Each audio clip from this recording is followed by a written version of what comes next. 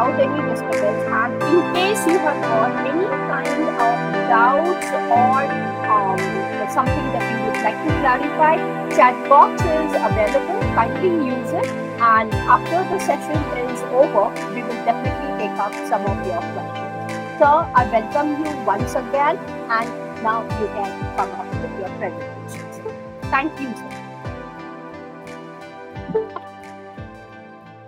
All right. Thank you very much, Dr. Ramani Sharma, for inviting me to share some experiences based on my exposure as supervisor, external, internal examiners, and as well as being mentoring hundreds of PhD students worldwide. Okay, those of us have already completed the PhD journey. We know how challenging it was, how difficult it was, and how did we cross each barrier when you faced during our journey. All right, those of you who are doing PhD now, I'm very sure many of you are finding it challenging, complex, difficult. And you may not be able to find any PhD student in the world who has never thought of quitting, including me. During the journey to some point we reach, we'll feel like I would like to drop out. PhD is not for me. I'm going to drop out from the program. And research data shows worldwide, 50% students will drop out from the PhD program. 50%, the highest among all programs that are offered by universities. Okay, undergraduate, diploma, master's, PhD, that all programs. PhD program has the highest number of dropouts, highest number of dropouts. But we remember that people who decide to do PhD, they are not ordinary students. They are not ordinary students.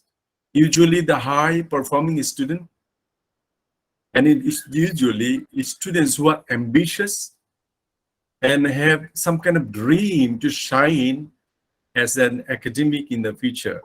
Only this kind of people will think of undertake the PhD journey. So while we see that very enthusiastic, motivated student, highly performing students undertake PhD journey, and yet the graduation rate is only 50%, 50%. And that is a serious concern for many of us. Those are now working as academic in different parts of the world. And that's why when Madam Ramani Sharma approached me a few days back and asked me whether I would be available, and I said, okay, usually I prefer to get the invitation 2 weeks before since my schedule is very packed. But last time I let her down. I said, I'm sorry, you have to notice me earlier. But this time I said, okay, I will accept it. And then she said, what kind of topic would you like to choose? Then I said, okay, let me talk something which is relevant to every PhD student. Okay, so that's how the topic was chosen. Overcoming barriers of research or overcoming challenges of research. So before even we start our PhD journey, we already have some challenges, right? Finding out the right university, the right supervisor, the funding sources, and many other issues are there. Even if we fail to get the right supervisor, it could be a very good university, but you didn't get a supervisor which is compatible with you. You might be ending up quitting the PhD. And one of the primary reasons for a PhD student to quit is the supervisor, the attitudes and behavior, of the supervisors. Okay, and many students, about 20% students worldwide, data shows 20% PhD students will change their supervisor to certain extent, certain time. And many students, including me, will change the title, the topic. After spending 6 months or even a year, myself, when I proposed the topic for PhD journey, I got admitted. After 3 months, I changed. And then after 6 months, again, I changed. So the third topic was the final topic that I carried on in my PhD journey. Okay. So with that introduction, let me share the slide with you. And then I will start talking from the slides. Okay. Well, so I put it as overcoming challenges of research. It's a similar thing, right? Overcoming barriers of research or challenges of research. And those of you who are new, I see many faces are very well known. Some are very loyal followers. Anywhere I go, they'll follow me. I see many well-known faces are there in my webinars. I do have a YouTube channel. Platform for Research and Development is dedicated for researchers. If you would like to get to know, you can go and see. I have about 110 videos I would uploaded for you. You may explore and see how beneficial it could be for you. Let me start with this. Success is a vehicle which moves on the wheel, the name called hard work. Success is the wheel which moves on the wheel named hard work. But the journey is impossible without the fuel named self-confidence. Okay, all right. So these two are very important for a PhD student. When you enroll, definitely you have to have the self-confidence in you. You have to have any confidence in you that you are competent enough, you have the ability, you have the capability to undertake the PhD journey. Now, when you have that confidence, then only you take up the PhD journey. That's the first thing that you need to have. The second one, of course, the second one would be the hard work. Personally, myself, I don't believe in smart study. I believe in hard work, not smart work, hard work. I believe in 99% perspiration and 1% inspiration, meaning the 99% hard work and 1% luck. That's what I believe. Nothing comes in the world with easy way. It doesn't come. Even if you want to have a breakfast in the morning, it doesn't come just in front of you on a plate. It takes some effort, either you or your mom or somebody has to put some effort to get the food on the table. Okay, and even to have it, still you have to put some hard work there to eat. A tasty food that you like so much, and sometimes you may struggle to eat that. Okay, so everything that you do, these two are very important, especially when it comes to PhD, even more important. Having self-confidence. And we are saying that without self-confidence, it is impossible. That is the fuel. Being motivated, being inspired, being confident that you can do it. That attitude you need to have. If others can do it, why not I? No, that kind of attitude you must have. Then I'm sure you won't be able to quit the PhD program that you dream for a long time, right? And once you have the self-confidence, definitely you have to put a lot of hard work. I have seen many of my PhD colleagues stayed 4 or 5 days continuously in the PhD study room. They take shower there. They just quickly go out for the food and bring inside and they eat. They sleep there. They do everything in the PhD room for 7 days, even 2 weeks. Some even I think 2 to 3 months. They do not waste even a minute to make sure they do things on time. Okay, so that's how it is. PhD is not a simple thing, and that's why PhD, some people say permanent head damage, some people say permanent hair damage, all sort of things are there. But I myself, I call it as permanent happiness degree. Permanent happiness degree. That will only come when you are confident, you are inspired, you are motivated to pursue it, and you put a lot of hard work into it. Then definitely it will become a permanent happiness degree, because once you complete the PhD and do a good PhD, I'm going to talk about number of challenges. Through that, I'm going to give you some tips and tricks, making your life a bit easier, all right, to complete your PhD degree, all right? Now, I may not waste time on it, but I just want to remind you, research is basically solving a problem.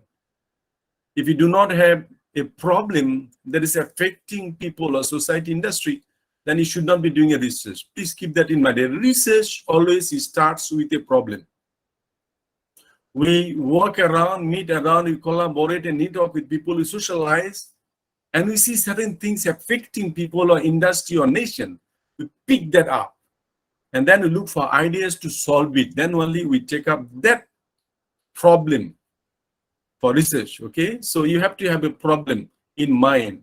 So when you start doing research, that's why chapter 1, you will have research problem there, right? Problem statement. And then at the end of your research, people would like to see whether you have the answers or solutions to the problem. There are many other definitions are there, but I always call it a PhD is a journey. And I have taken a project now. I'm writing a book. I'm writing a book, The PhD Journey. A book, I think it's going to be about 200 to 300 pages. That's where you will get everything. How to write chapter 1, how to write chapter 2, how to write chapter 3, 4, 5. And even including in chapter 1, how to write research problem and all that. Everything would be there. It's just going to be a pocket book. A pocket book for PhD students. That's what I plan. And I'm hoping, inshallah, by next year, mid next year. So from now, another year, the book should be available for PhD students, all right? So this is how it is. PhD is challenge after challenge. Some challenges could be easier, but some could be harder. But you will face up with challenges always. If you don't face any challenges, then you are not doing a real PhD.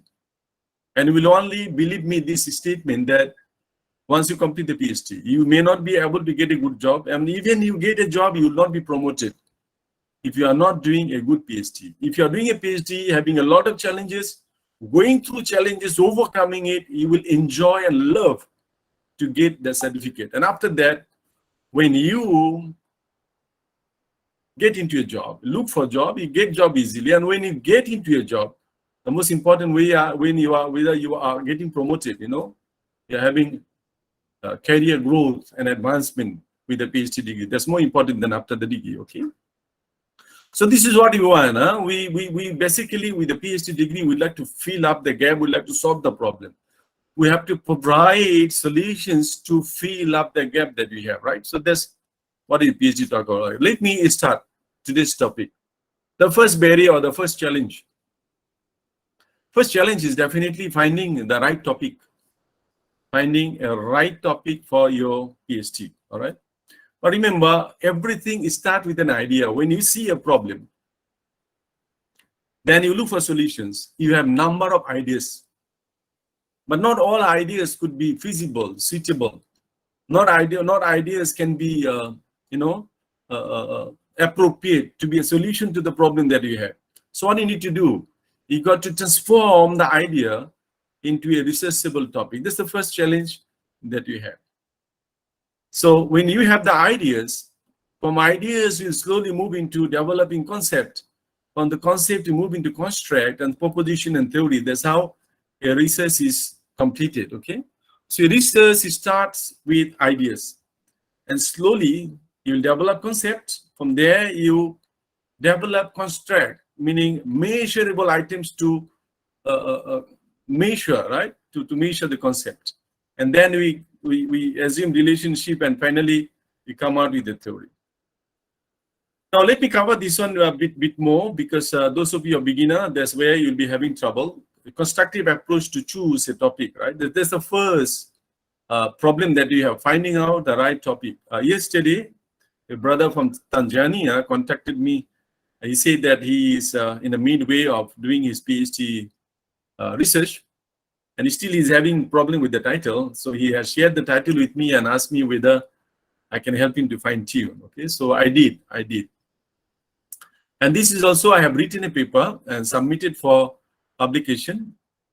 Similar title, a constructive approach to choose a researchable topic. I've written a paper on it and submitted to a journal. You will get the paper published soon, hopefully. Okay. So when you are talking about or thinking of selecting a topic for PhD, the first point that you got to look at is your interests. What interests you? If you are having a background in management and you are going for a finance topic or PhD, of course, university will not accept you. But even they accept you, you won't be able to do it. And sometimes even when you have done your degree in certain area, because you did it because you got no choice. But after that, when you come to master's, PhD, you may not get any more interest in that area. So you would like to explore into some other areas, but definitely has to be relevant, related to the first degree that you have. But now with the technological advancement, with IR 4.0, everything is technology driven. So any PhD topic that you would like to undertake, definitely some kind of technological inclination, it has to be there. Technological application has to be there in the topic, be it management, marketing, finance, accounting, or whatever. Technological part has to be now embedded in the research topic. Otherwise, your PhD topic could be just outdated and may not be useful at all. Okay. So the first one, definitely your interest. So that makes you feel like, once you are interested on the topic, it will be easy for you to find the topic, and later your life would be easier because you feel motivated, you feel inspired. It gives you inner satisfaction of doing something because you are interested in it. So that's the first one. The next one, we'll be looking at availability of resources. Many students will come out with topic, and then after 3 months, 6 months, they will start complaining, I cannot find literature, I cannot find literature. And that's why we say, when you propose a topic, make sure the topic is, even though you are interested in it, but you got to have available enough adequate resources, because that resources help you to define your problem, and then that resources also help you to identify the right kind of theories that may explain the phenomena that you have, the theories that may help you to construct the theoretical framework, and later you collect data, and finally you come out with a conclusion, right? The solution to the problem that you have identified. So this is important, very important, right? You have to, before you start PhD, before you finalize the topic, make sure you have enough resources available. And now everything is on fingertips. So you just go to Google and find out whether you have a lot of papers available there, okay? What is the current state of research or discussion in the field? Okay, so you are looking at the current status of research in that area, the area that you are now talking about, right? If you choose an area which have been exhaustively, research has been done, and the field has got like dried up, exhausted, and you want to do a new research, then later you will suffer. Even though you have a lot of resources available for you, but you will struggle. You will find it very hard to find something new, because in a PhD research, at the end of the day, you have to contribute new knowledge. And that's where you will have serious problems. So you have to look at the current state of research. Okay, certain areas are very dry. Thousands of research have been done, and it's very difficult to contribute something new. All right, so that's something very important for you to understand. That somehow triggers the next one. How would undertaking this research contribute to the knowledge in the field? And trust me, when you go for the final viva, you will sweat to answer this question. This is the question that makes every PhD students suffer during the final viva versus session. What is your new knowledge contribution? We look at 3 areas of contributions. I will later talk about it. But knowledge contribution is the main point that you look at for PhD degree. And that's the difference between master and PhD degree. In master degree, we do not look at new knowledge contribution, but PhD contribution, new knowledge contribution is the main criteria to give you the degree, okay? So you have to look at whether you have enough space, scope for you to contribute new knowledge, all right? A topic that you are inquisitive about, and something that you feel like, hey, I feel something happening there, and some kind of solution needed, and you feel like something must be done, that kind of topic, So it will be like developing inquisitive mind of asking and asking more, and getting more interested and getting more eager to know, So that kind of topic would be good for you. What is the significance of the topic? Whether it is going to contribute not only to the body of knowledge, you have to look at also industrial implications. Now, most of the universities in the world, even though PhD and academic degree, we say there must be new knowledge contribution, but now we also look at whether your PhD contributes to the industry. So some kind of industrial contribution, some kind of policy recommendations, all that got to be there. So you got to look at the topic and see whether that topic somehow related to the industry. That topic has some kind of application in the industry. That is also very important for you before you finally decide. A topic that is thought-provoking, the topic that somehow very demanding now. For example, like if you're doing in finance, definitely fintech, if you're talking about business law, business analytics, Internet of Things, there are many new areas are coming in the business field, which are very important for us to look into. All right. So something that provoke you, something that provoke you to think more and more to find solutions. PhD is not something very easy, right? I started with that. Something very, very demanding, and we have to propose something new to the society, to the world. That is PhD, right? And then you have to see whether it is practical or doable. Sometimes some students will come to CS and the topic is such that it's not possible to do within 3 years' time, right? Usually PhD takes about 3 years. Certain country like US, it is 4 years, but most of the countries like it is basically 3 years. And on average, a student will take about 3 to 5 years to complete PhD. So when you are thinking of a topic, the number of things that you look at, earlier point that I mentioned, together with that also you have to look at the time frame that is given, whether you can finish within that time.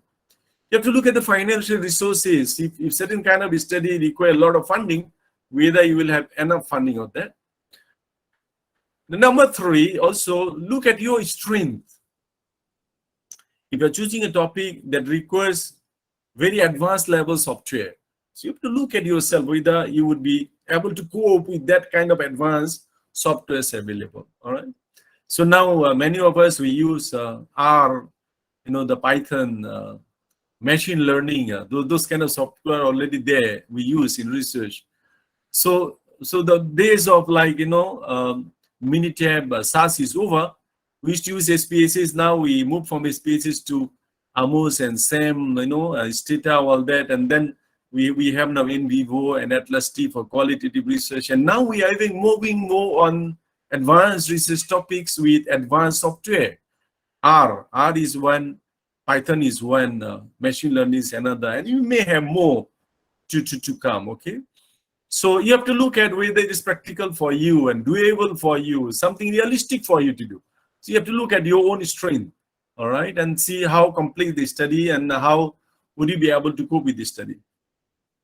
Avoid popular topics. This is basically, we call it reinventing the wheel.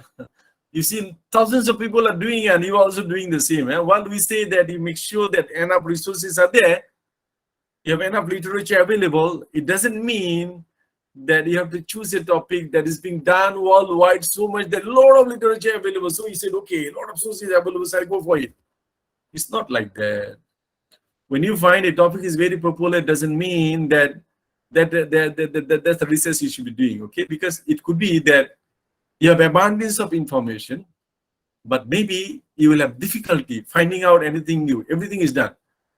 Or maybe those people, hundreds and thousands of people are doing research, and when you finish, before you finish, they will be finishing their research, and you will be like ending up with nothing new, all right?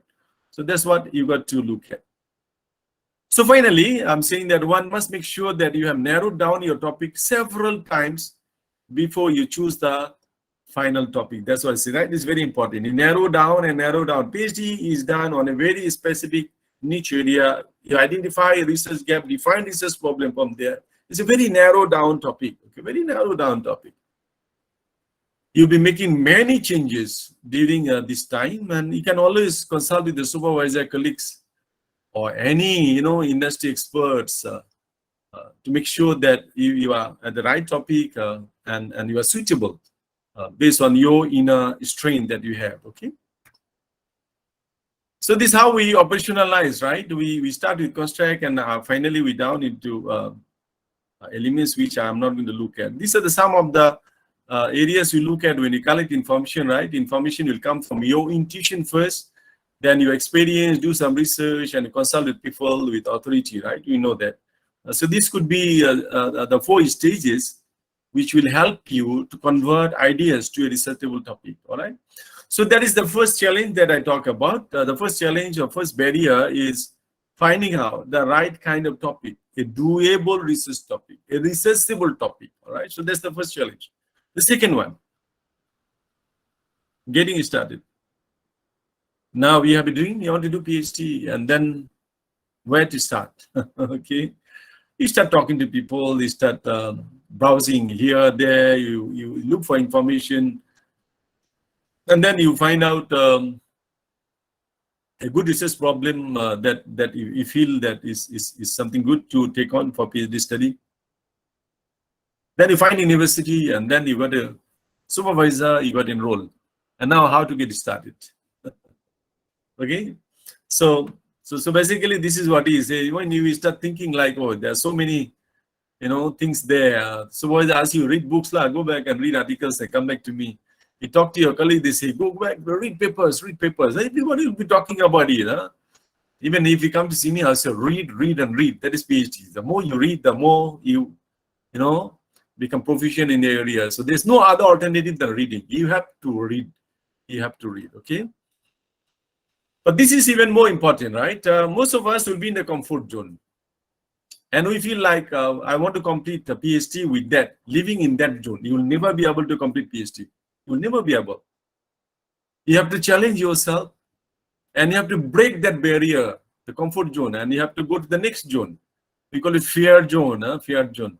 You will be like afraid, you are not having enough confidence whether you can really do it. And you see what people are doing, and they are commenting on you and all that. When I studied in PhD, every time I go back home, relatives will come, hey, what are you doing? What is the progress? How come it's already 3 years, you haven't completed?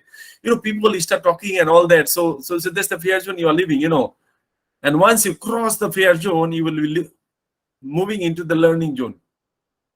All right. So you'll be dealing with the challenge. You don't mind. You are now developed self-confidence. You put a lot of hard work, and now you know exactly how to solve the problems. So you just expect, you just feel any problem comes in, you just cross the bridge. Okay, that's how it is. So you are gaining new knowledge, experience, you are expanding your comfort zone. And then only when you cross the learning zone, you will go into the growth zones. That's where you will be just comfortable, and you are there, and you'll be just enjoying doing your work. Okay, so that's how it is. You cannot be living in the comfort zone. It's like you are waking up in the morning, having a good breakfast, and you are living a lazy life. 10 o'clock you go to the university, and then you 2 hours talk to the friends, and have your lunch and go back to the PhD study room and talk to your friends. You look at the WhatsApp, Facebook, all that. At night again, it doesn't work that way. It doesn't work that way. I always tell PhD students, if you can guarantee me, you will spend 4 to 6 hours per day, 4 to 6 hours per day, quality spending time, I will guarantee you'll finish PhD within 3 years. 4 to 6 hours, enough. But it has to be very focused to it. You are not, handphone is like for myself, even when I take handphone in the office, I'll just put aside. I'll put a silence mode when I work. When I'm working on a paper, on a book, I'm writing book or papers, I'm looking at, a student thesis as examiner, as a supervisor, I will just put handphone in one side. I will not receive any call. It's silence mode. Because I am now there, my first job is to concentrate on my things. So many times I will tell PhD students, while you are doing PhD journey, you are in the PhD journey, deactivate your Facebook account. That's what I always say. You may not agree with me. I prefer that. I prefer not to have the Facebook at all during the PhD journey. Just concentrate in your PhD. That's better. Huh? One of my own PhD student, my analysis is a very intelligent student. He could have completed PhD within 3 years, but it took him 5 years. It's just because he was too active in Facebook. We just waste time. The social media is wasting of time most of the time. You just open your hand pen, click, there is a WhatsApp. Okay, then you feel like, well, let me go to the Facebook, what happened? And then you go there, you spend 1 hour, half an hour, 2 hours. You do not know that 1 hour is gone. Okay. So do not live in a comfort zone. Huh? You cannot be living in a comfort zone. You have to understand PhD is not something easy. It's difficult. It's difficult. Is it going to be permanent health damage? Permanent head damage, or you want to be having a permanent happiness degree? It's up to you. All right. So you have to work hard to get something better. That's life. Okay. So what do you start? The starting is first barrier. Break the first barrier, leaving your comfort zone. Okay, and then you get papers. Okay, when you confirm a topic, then you have your research parameters there. See, for example, you are doing a study on job satisfaction. The parameters will be like leadership style, working environment, employee relationship. So those are the parameters. You type it in Google and look for papers, and you do obtain literature, evaluate it, then you start writing, and then you start drawing the review work, right? Drafting the review. You start writing from the very beginning when you reach the first paper. This is from Saunders et al. Business research method, and that process continues, meaning that you have to obtain the relevant literature, related literature. You review it, you start writing it. So that's how you would be starting. So that's the second challenge. The first challenge is to find out the right topic. The second challenge is getting started. All right. I said you have to break down the barrier of comfort zone. Leave the comfort zone. Leave the comfort zone. Challenge yourself for something harder. Okay, something harder. And then you will obtain literature, read, and read. There's no other choice. Huh? I remember first time when I started reading papers, after reading few lines, I feel like I want to run away. And when I finish reading one paper, I go to the next one. I cannot remember what I read in the first one. It's very common. Don't worry, everybody goes through the same. But as you read more and more, you will feel comfortable and you will start getting, understanding and control over the research area that you have chosen for your research. All right. Now, the third challenge of course, reading papers. As I said, even myself, after reading few lines, I want to run away. Right. This is very common. If you have not read research papers before, most of the honors and undergrad and master's program doesn't have research, and you are not being forced to read research papers. You are not taught how to read research papers. So then that's where you will have the third challenge. How to read a research paper. A research paper could be 10 pages long, could be 15 pages long, could be 40 pages long, could be 50 pages long. How do I read? Remember, in a research paper, not everything is important for you. Not everything important for you, okay? So you have to learn how to get important things, how to extract the important things. Huh? And this is what Harvard College Library recommends, that a paper should be read by 4 times, okay, 4 times. So first reading, you preview, so you read for the sake of reading. Second reading, you underline that you feel that these are the part I would like to take. And the third reading, you summarize. Okay, I'm going to give you a template afterwards, and many of you are familiar with my template how to summarize research space in a single page. I'm going to show you afterwards. And when you read more than one, then you start comparing and contrasting. That is also, I'll tell you how to do that. So once definitely difficult to find a paper, but once you obtain paper, then reading paper even more difficult. Okay, and Harvard College Library is recommending that you should be reading a paper for 4 times. Okay. Now, the next challenge, how to extract relevant information, right? You are reading now, and I told you that you are annotating, you are summarizing, you're comparing, contrasting. So you have done that. Now, how do you extract those information and put it somewhere, and you can remember those extracted information? That is challenge number 4. Okay. This time you would be like that. Huh? You would be like that. So much thing, and how do I remember? You read one paper, and you go to read the second one, you cannot remember the first one. And you read the third one, you cannot remember the first 2. And we go to the 10th one, you do not know exactly what is happening. Hey, I cannot remember anything, But there are ways that helps you to remember what you read, all right? So this is something that I have proposed to the world of research. And this is already copyrighted in Malaysia, already copyrighted. This is a template that I developed. In the middle, I put the title of the paper. So I say, when you read a paper, see what the research problem was, what research problem they identified, and try to solve. So that one you put in few sentences in research problem. Then when you read literature review, find out what are the theories they use. What are the theories underpin or support their development of a framework and hypothesis, all right? And then you look at how did they collect the data, how did they analyze the data, and what were the findings, okay? What are the findings, okay? So that's what we'll take it in, okay? What are the findings, so we take note. And finally, we also take note from the paper. At the end, every paper will have the suggestion for future research. When you do research, at the end, you will realize that your research do have a lot of limitations. So what you do to overcome that, you will say that, okay, I have certain limitations. To overcome that, the future researchers should be considering this. So from there, you can pick up something new. And that's a very important thing. I will tell you later again why it is so important. All right. So you can see here a paper is summarized into a single page. Okay. And as you go, this is another paper, and this is another paper, and it goes on. So if you do like that, what I advocate, my PhD students will do it. When you finish reading 10 papers and you have 10 pages of summary like this, then I will ask them to convert the 10 page into one single page. So now 10 research papers being summarized into one single page. And that's how we remember. Okay, that's how we remember. Remember, when you go for final viva voce, or you remember when you go for proposal defense, pre-viva, certain universities, they have pre-viva and the final viva. You're supposed to have the current key papers and the current research papers in your lips. Anything they question you can cite the name and you can tell exactly what did they do and what did they find out. So how do you remember all that? Definitely mind mapping kind of thing helps you a lot, okay? This is not exactly a mind map thing, but it's a template that may help you. But I would prefer even more if you learn how to do the mind mapping. A paper can be mind mapped into one single page. And when you finish 10 papers mind map, bring it into one single page. Can be done. It's doable, all right?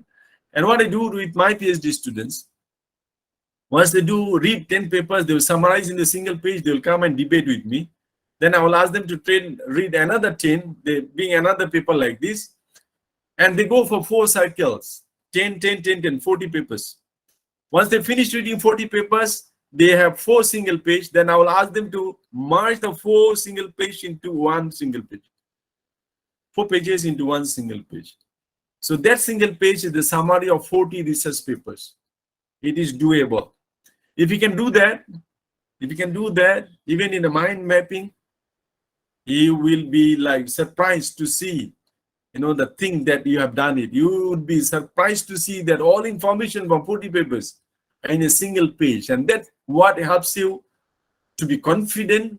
And when you go to the defense, you have all the citations and the 40 papers that you read from her, you can tell exactly what is there, and that's how you identify the gap. How did you go through your research and how did you collect the data? What the previous researchers, how did they collect the data? How did you analyze your research data?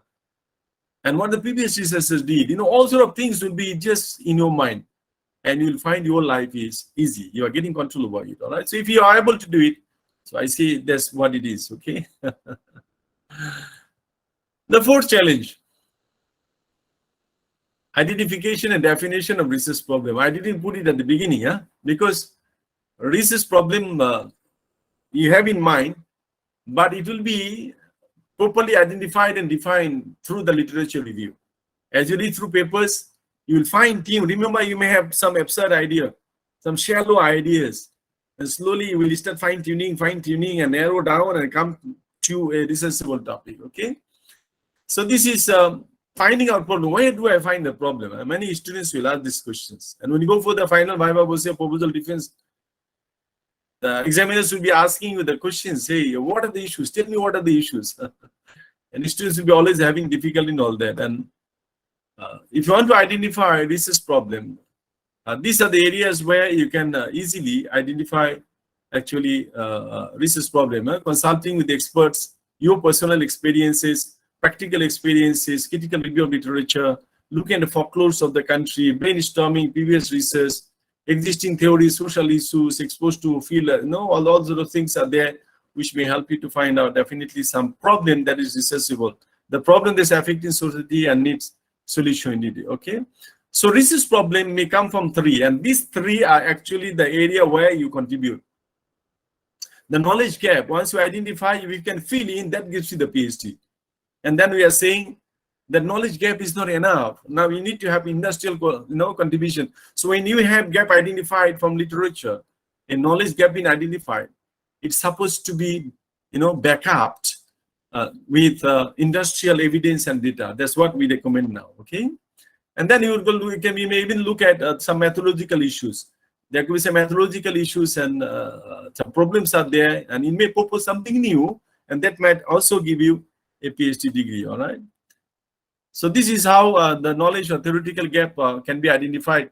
You look at established theories. You can verify theory, you can nullify theory, you can modify theory, you can extend a theory, you can integrate few theories, you can validate theory.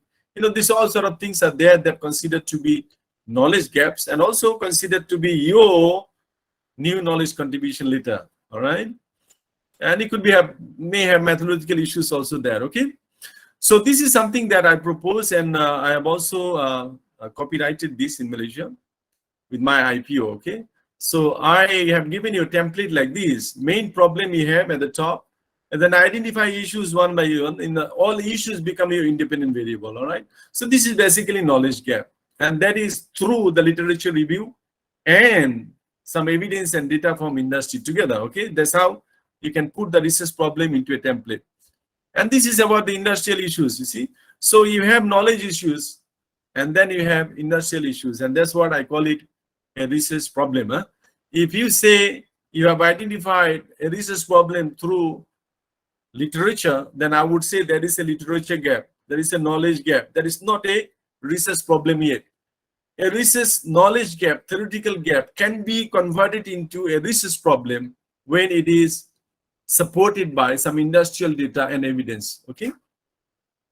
All right. The next one, the challenge number 6, data collection. Now this become, I think, the most difficult part now, collecting data. When you choose the people, sample and sampling method, and then you start data collection. To share with you my PhD degree, our time, internet was not there yet. Internet was there, but the data, like data stream and all those, not available yet. So my PhD was in finance, and I was looking at earning management. So I have to get how many hundreds I forgot already. It's been already 12 years. I think about 112 company. And I have to get 3 years annual report. So 336 annual report. I have to photocopy practically. I have to photocopy the annual report, 336 book to be photocopied. That was like heavy, huge number. To big pack, somebody, a friend of mine, photocopied it for a few months, then brought it to Malaysia, for my country. When I have obtained the annual reports, then to extract data and key in Excel, it took me 9 months, not me alone, together with 6 or 7 of my students and few colleagues, 2 or 3 colleagues together, like almost 10 of us, work on extracting data, keying in Excel. It took us 9 months for the data collection. That's that kind of hard work we had to do. But now, if you are doing on secondary data, is available most of the time. It is primary data, also very difficult. Questionnaire. Not many people will fill in questionnaire really with good intention and sincerity. Okay. So you give them the question, you will find out when you collected that everyone strongly agree. Or everyone, some people will start with 1 and it ended up on like 1, some start with 3, ended up with 3, start with 4, end up with 4. So you know that they are not sincere. So one is getting sincere, right, honest feedback. And the other one, even getting access to the premise and getting the data. All right. So what we do now, we can use Monkey, SurveyMonkey. You can use Google Form.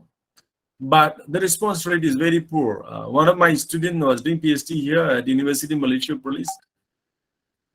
He was having very difficult time collecting data. First, he emailed Google form to 200 people, and after 3 weeks, he did not get back even one, not even one. And he reminded 3 times, not even one. You can imagine. So what can he do? What can he do? So he had to finally appoint a research assistant and paid him.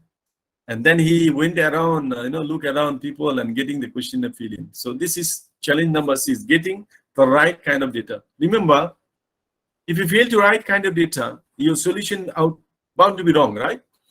If a doctor is treating you and he doesn't diagnose your problem, the data that you give him is wrong, of course, he is not going to prescribe you the wrong medicine, okay? So the output is going to be bad. So data quality is very important. Data quality, very important. So when you collect the data, you key in and you start running all that, then you'll find the quality is very bad. That's it. You'll be having hell of your life, with analysis and all that. Challenge number 7, data analysis. This one I have to talk a bit.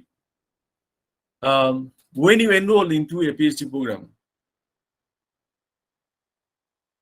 please make sure you learn the software that you are going to use. If you are going to use PLS, please attend workshops and learn it. There's so many tutorials available on YouTube. Learn it. If you are doing qualitative research in vivo, at least you learn one. If you are going to use Amos, please learn. If you are using panel data analysis by Stata, learn Stata. The software that you are going to use your data analysis, make sure you learn it. Please learn it. Do not outsource it. It is allowed. You can outsource it. Somebody can run the analysis. May even write the chapter 4 for you. Nobody will know. And he will train you and tell you this means what and all that, and you can defend. But what happened after PhD? If you want to supervise a student, you are not going to be a good supervisor. You want to write a paper, every time you have to outsource it, Every time you have to beg people to run the data and give you an interpretation and all that. Please, this is a must. Learn the software that is essential to analyze the data that you have collected for your PhD. All right, so that is challenge number 7. And that has to be taken very seriously. Okay, even for my student previously, I used to tell them it's okay, you can outsource the data analysis. But now I tell everyone, no, you must learn the software. I see many examiners coming in the final Viva versus session. They have a lot of questions on chapter 1 to 3. When come to chapter 4, many of them will say, this chapter, I'm sorry, I'm not good in this software, so I don't have any question. Then I will tell the person, then you should not have been the internal external examiner then, or internal examiner. PhD is given based on chapter 4 and 5, not chapter 1, 3. Chapter 1 to 3, all you have collected from people, previous researches, but chapter 4, 5 is your own chapters. That gives you the PhD. So the internal external examiner should be very proficient on data analysis, the robustness of data analysis and all the methods employed. Otherwise, the person should not be an examiner for you. And that's what is going to happen to you. If you're not learning the software now, when you complete the PhD, become supervisor examiner, that's the lousy job that you are going to do. You will tell, I'm sorry, I'm not good in that software, so I'm not going to ask you any questions in chapter 4. That is not right, okay? Because the PhD is given based on chapter 4, 5. If you cannot say anything on chapter 4, then you shouldn't be an examiner. And when you supervise, a student come and see you, you cannot guide a student. You cannot tell students, okay, this means what, all that. You cannot.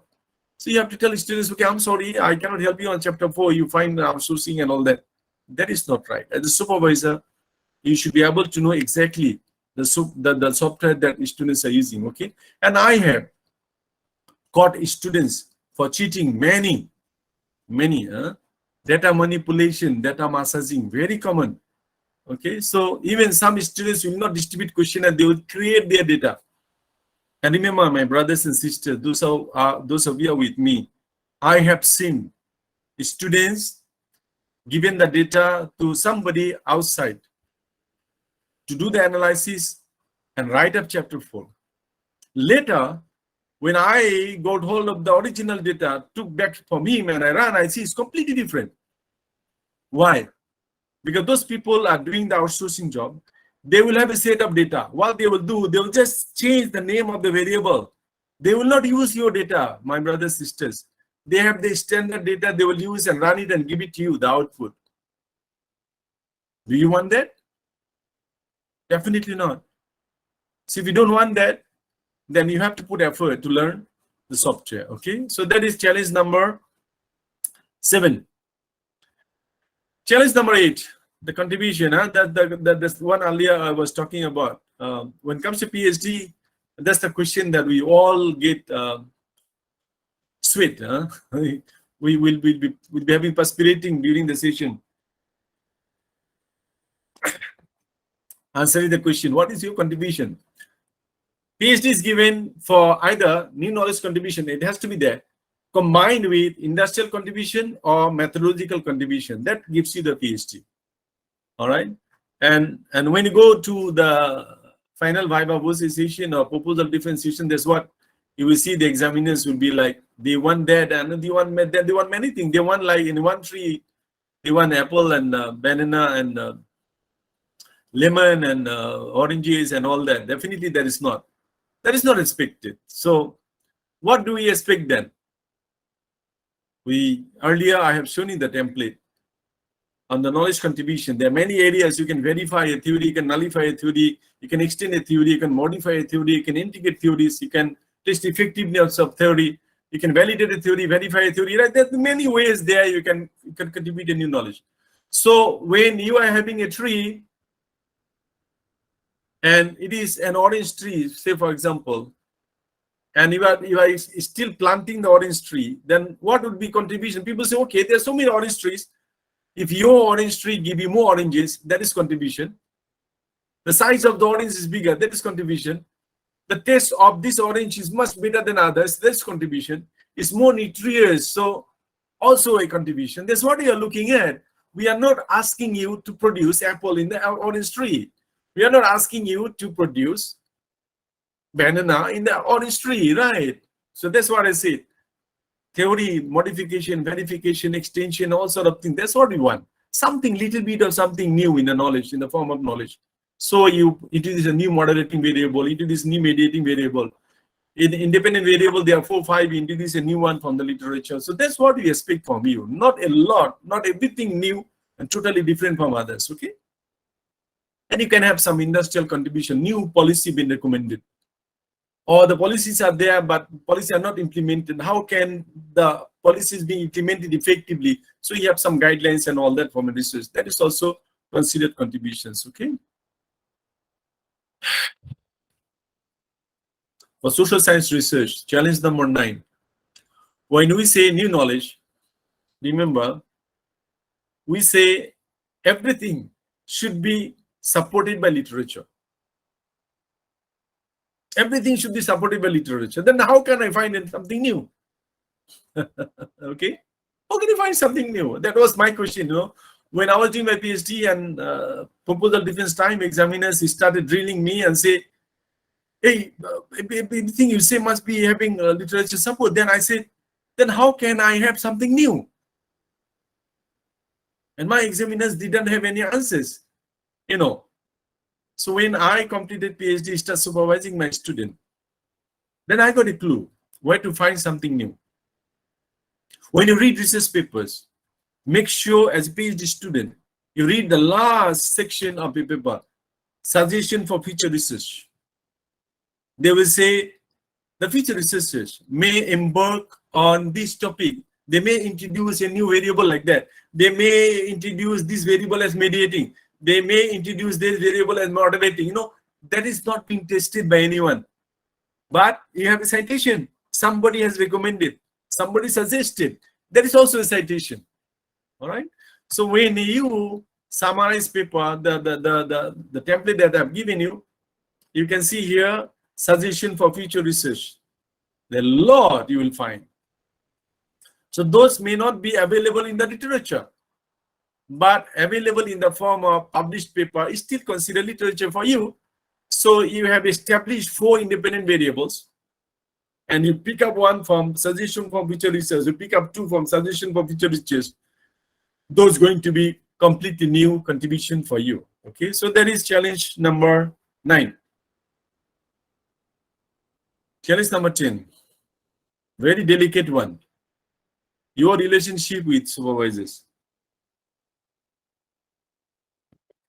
Remember, supervisor is the one who will give you the degree. Please keep that in mind. Who gives you the PhD degree? Your supervisor, not the university, not the examiners, your supervisor. Please bear that in mind. It is the supervisors who will propose your internal and external examiners. It is the supervisors who will defend you in case you have trouble, difficulty during proposal defense final viva. It is your supervisors who will help you doing all the correction that you have after final viva if you have a lot, and convincing the externals. And it is your supervisor who will finally sign the hard copy with you. Every PhD thesis is signed by whom? The student and supervisor. It's the supervisor, because the supervisor is giving the degree. When you attend a viva session, please take this point. Take note of this point.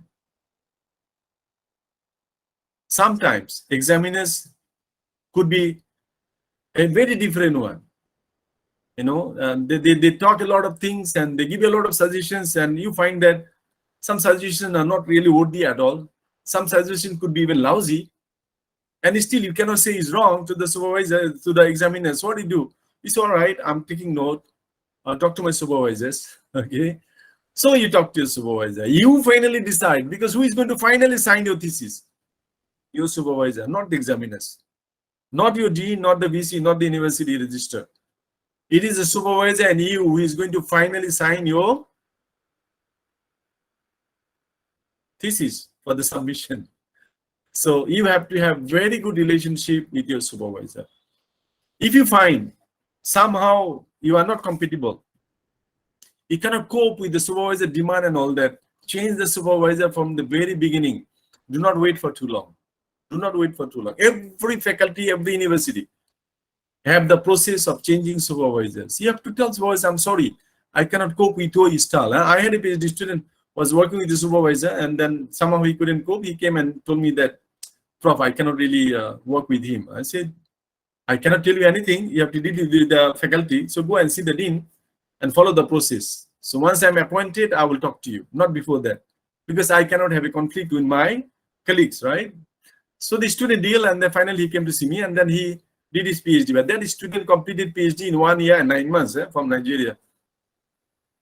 But he cannot submit PhD before 2 years, right? So he completed everything in 1 year and 9 months. I said, okay, now we write papers. And together we have written, I think, about 11 Scopus papers that my student from Nigeria, okay? So your relationship with supervisors are very important. And that's what is being said. The unwritten rule for PhD research, we say the relationship between supervisor and student is about as close as many marriages and last as long as many marriages, okay?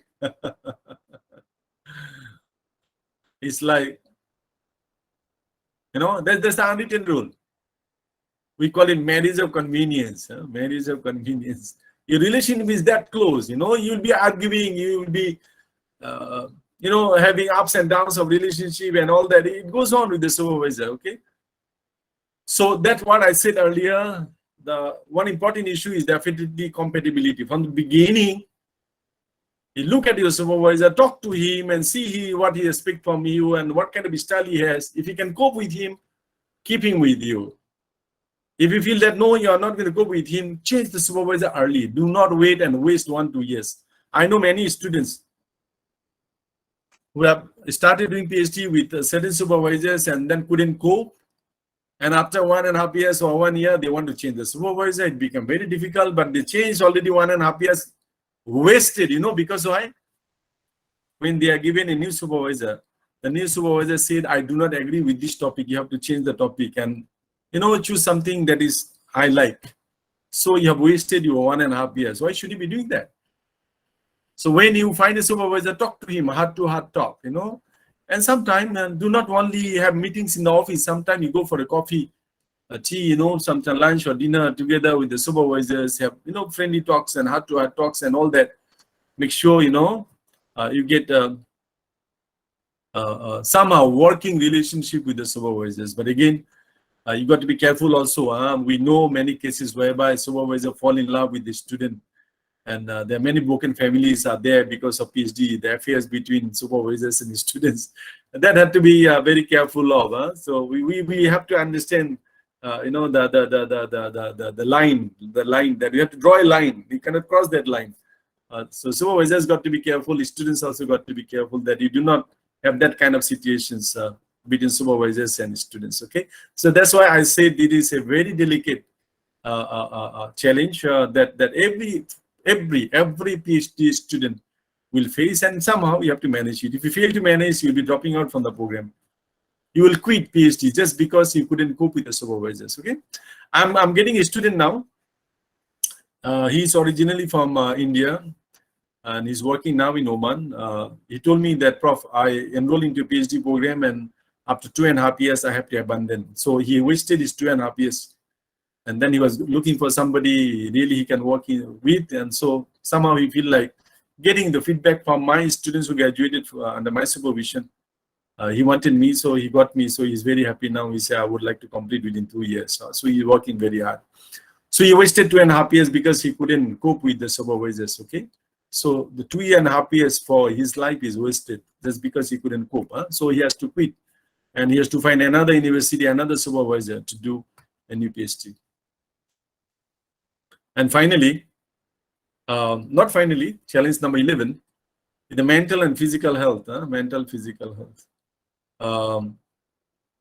Many PhD students will get into serious sickness. During the PhD journey, getting gastritis, blood pressure, blood sugar is normal, very normal now. Even myself, I fallen sick because I was working and doing part-time PhD. I fallen sick with some stomach issues because I was skipping meals and not having right timing of meals and all that. And when I became sick, I went to hospital. I was hospitalized. I went to hospital. The doctor said, you have to choose one, either work or do PhD. You cannot keep both together, because I was working in the private colleges. Okay.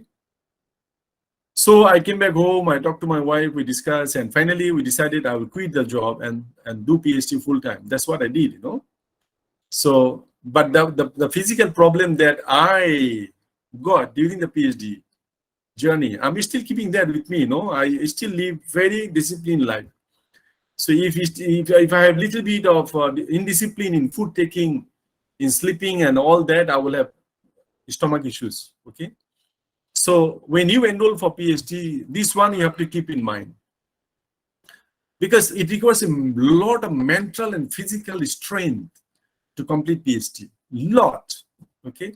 So certain practices are very important. For example, like after 5 or 5:30 in the evening, you should not be doing any work.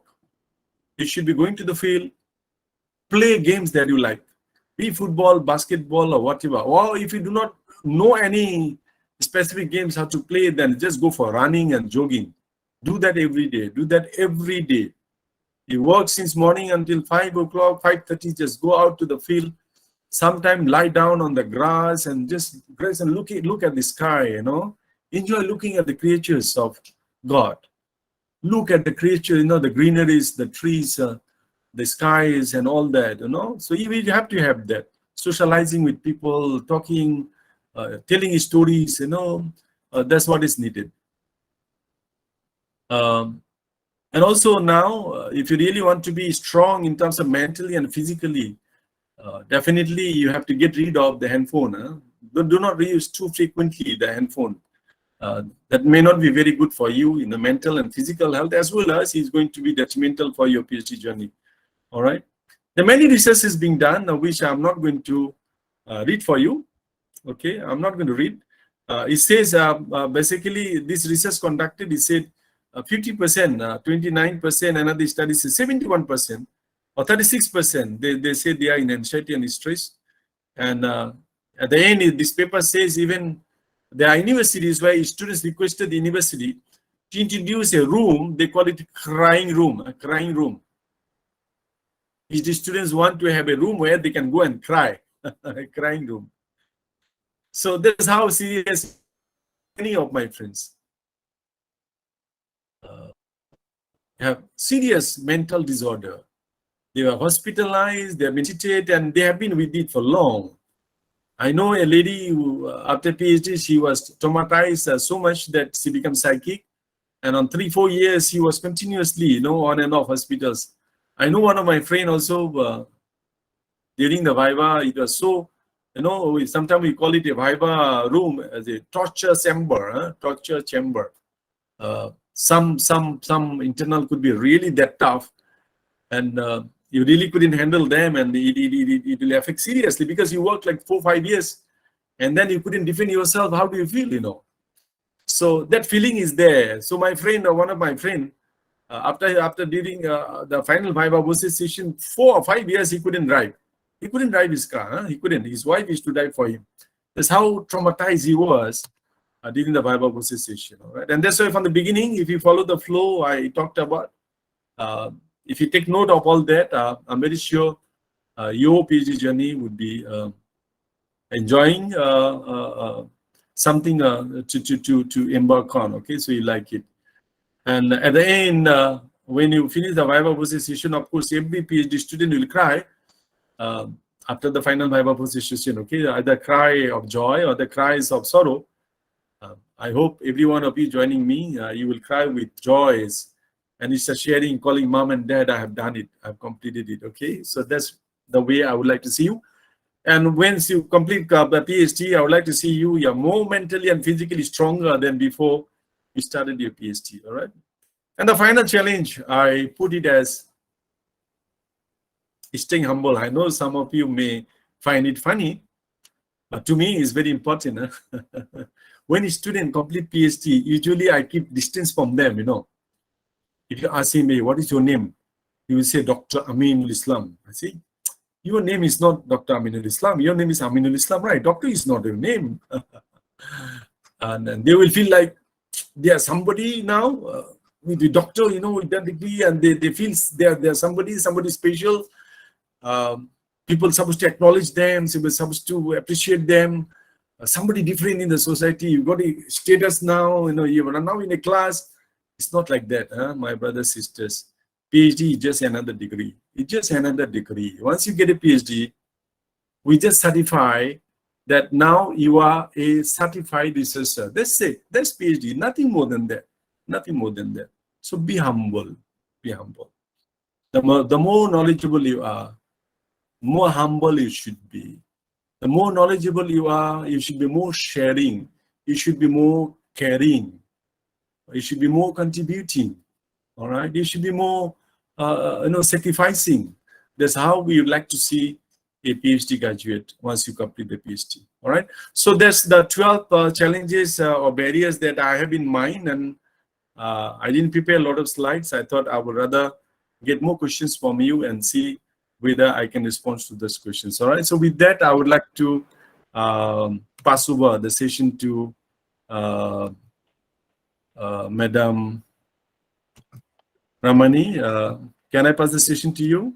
Yes, sir. Thank you, sir. Congratulations. And that was an awesome presentation. And I think, sir, all of us, when we are going through or doing PhD, these points are necessary, essential for us to remember and to go forward. And I really like each and every meticulous, and they were really practical ones. And I think without saying anything more, I would like to thank you, first of all. And I would like to go ahead and ask the participants to raise any kind of questions, doubts, because sir is there and you can, go ahead and ask him. Kind of a question related to those challenges that he has talked about. Yes, everyone, you can unmute yourself and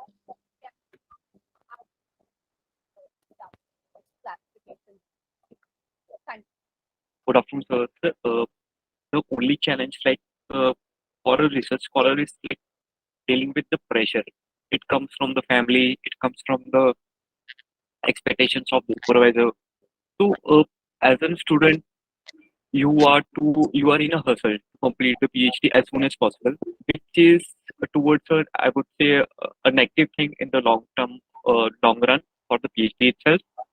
It will have an impact on your PhD in a negative sense. So, what are your insights on that particular? Of course, the most two element that affects your PhD, keeps you motivated, going, is your family and your supervisor, of course. I think you shouldn't have any problem getting support from the family. It should be always, family should be always supporting, they should be always there. And supervisors, please keep in mind that supervisor needs PhD graduates. If you want to apply for promotion, we need PhD graduate. Okay. We need papers. Being an academic, we need papers. So when you have PhD student, you do PhD, and then at the end you publish paper that contribute to our academic growth. Okay. So there's no way that these two groups will be negative in any way. So it's a matter of you as a student to manage them well. Okay, brother? Prof? Yes. Hello? Yes. I have a question, Prof. You talked about data collection. Specifically, suppose if you use Google form and then you get low rate of return, suppose you expected to collect, to collect data from 200 participants, and then you ended up, for example, in one of the research area, you got all the number correctly, but one of the research area, you got less. For example, you expected 200, then you got 180, 100. Now, what can I do? Because I cannot go back again and collect data. No, basically, we know there are sample size calculators available, Yes. sample size determination tables available. We know how much minimum number of questionnaires we take, right? Yeah. Minimum. So if you need minimum 200, then you should be distributing minimum 500 lah. That's how it is. In Malaysia, the response rate is about close to 30%. So meaning that if I distribute 100, I will get 30. See, if I need 300 questionnaire, how many I have to distribute? 3,000, right? Yes. 3,000, right? So 100 I get 30. So 1,000, sorry, 1,000 I will get 300. So I should distribute 1,000. Then only I can get 300. But I should rather distribute a bit more. You distribute, say 100, you distribute 1,200. So in that case, if you get about 300 plus, would be just nice, okay? And if you cannot get through Google form or SurveyMonkey, then you have to employ the personal, the research assistant, pay them and let them go and meet people in face-to-face and get the data collected. And I see in Malaysia, some practices are there. We'll post the questionnaire sometime, and in the envelope we put written the return stamp together with a gift. Say, for example, one pen drive. Okay.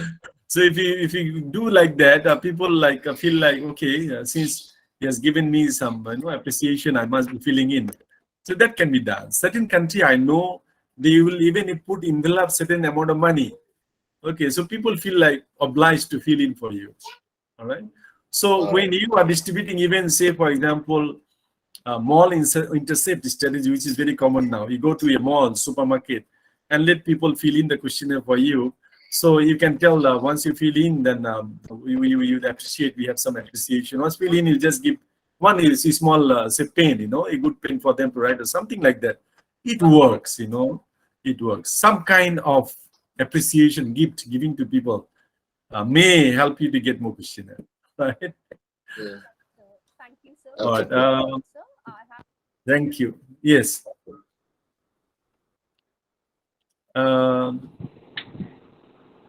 Yes, Nuruddin Isa, okay, you can raise. Before Yes, you, I think. Sir. Yeah. Good morning, sir. Yeah. Good afternoon. Yeah, mine is like evening now. We are 10 a.m. here Yes. in Nigeria, towards 11. So So I'm sorry, yeah, I'm you in the you're workshop going to the now sixth.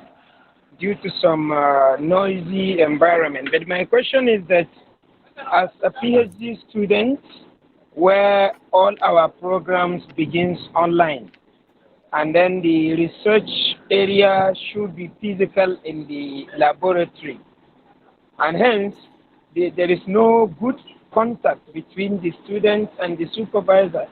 How will you develop that relationship online with your supervisor? I think we are getting used to online platforms already. You are now communicating with me at this moment, so you can always have Google Meet with your supervisor. So you have to take the step. Do not expect supervisor to arrange meeting for you. You can always call the supervisor, WhatsApp the supervisor, email the supervisor, or call the supervisor. Can we have a Google Meet? So if you have a Google Meet like that, we still face to face. So if you have like weekly or bi-monthly meetings with the supervisor, definitely you will develop some kind of relationship. Nuruddin, as you are talking with me, listening, definitely you develop some kind of understanding about me. Am I right? Exactly. So that's what you can do. You can have Google Meet with the supervisor, and you can still, even though you're not in physical touch, but still you can have the relationship develop. Nuruddin, now hundreds of people are getting married online, right? You know that. Yes, sir. Yes, They sir. not meet physically, and even the marriage ceremony taking over online. One is living in US, one is living in Malaysia. It's happening now, right? Exactly. Exactly. So second question is that the field that I'm enrolling my research is a new research area, and I find it very difficult to get research papers on this field. Mention was made that we need gap to fill, and so far no any single research that has been completed 100% in the field. In this case, what will I do, sir? I wouldn't advise you to take up research in that kind of area. I do. For PhD journey, I do not think you should be taking research in that kind of topic. You want to write a paper based on research, you can do it, but for PhD, you shouldn't. If you do not have enough resources, you should not be embarking your thesis on that area.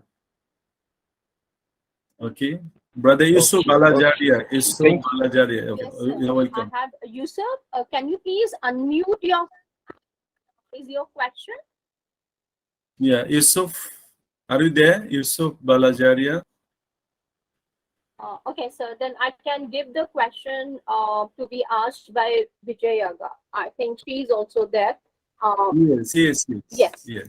Vinayaga Lakshmi, can you please unmute yourself and you can raise the question? Otherwise, she has given it in the chat box. How to overcome from fear zone? Give some tips. I in my slide, I have shown you 4 zones, right? The first zone is comfort zone. So once you leave the comfort zone, you will be falling in the fear zone. So meaning that, some of us, we have habit of sleeping after morning, right? After waking up in the morning and go for a little bit longer. Like I have some PhD students, they wake up at 9 o'clock, 10 o'clock. I say, no, that is not right. You should be going to bed early and waking up early. So if you wake up early at 5 or 6 o'clock and then you start studying, that time the mind works very well. And then if you are sleeping until 9, 10 o'clock in the morning, then at night you'll be staying up late.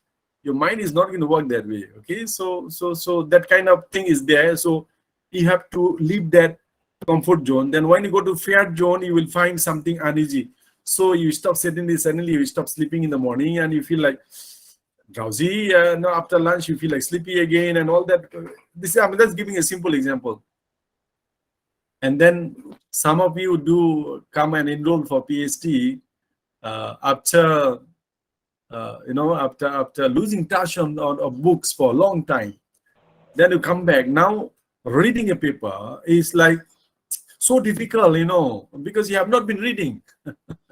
You have not been reading. So now you are reading. So when you start reading, you are in a fear zone already. You don't understand really. Even if you read, you cannot remember. You know, that's kind of it. So you have to put more hard work. More hard work. Sister Yes, Vinaya Galaxmi, right? yes. Thank You you. have to put more hard work. You have to put more hard work. Challenge yourself for something more than. So that will help you to cross the fear zone. Then only you'll be moving into the learning zone.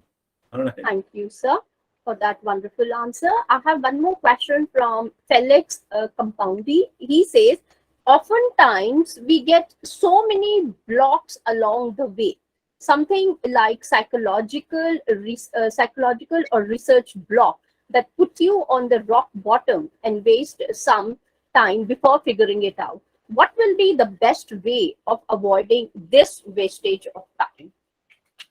I think I have spoken about it during my deliberation.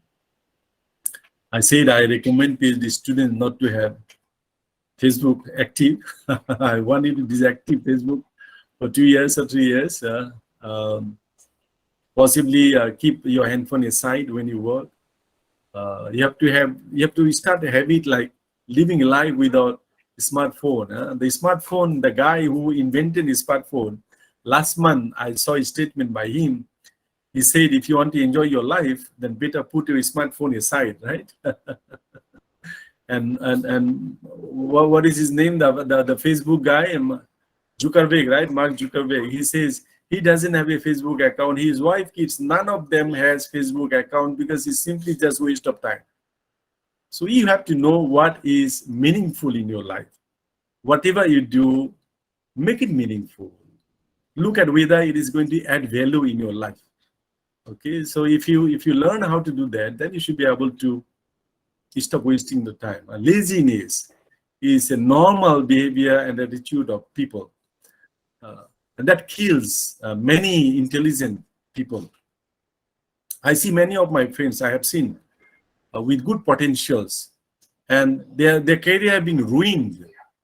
They couldn't live up to the full potentials given by the creator, It's just because of the laziness.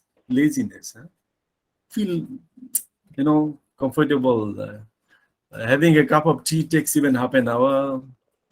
Talking to friends over the phone, sitting together, gossiping, chit chat, and all that. A researcher cannot be like that. Every second has a value for you. Every second has a value for you. Okay? If you know how to value time, I'm very sure you will be able to stop wasting your time. Time are very precious. Has gone, never get back. Okay?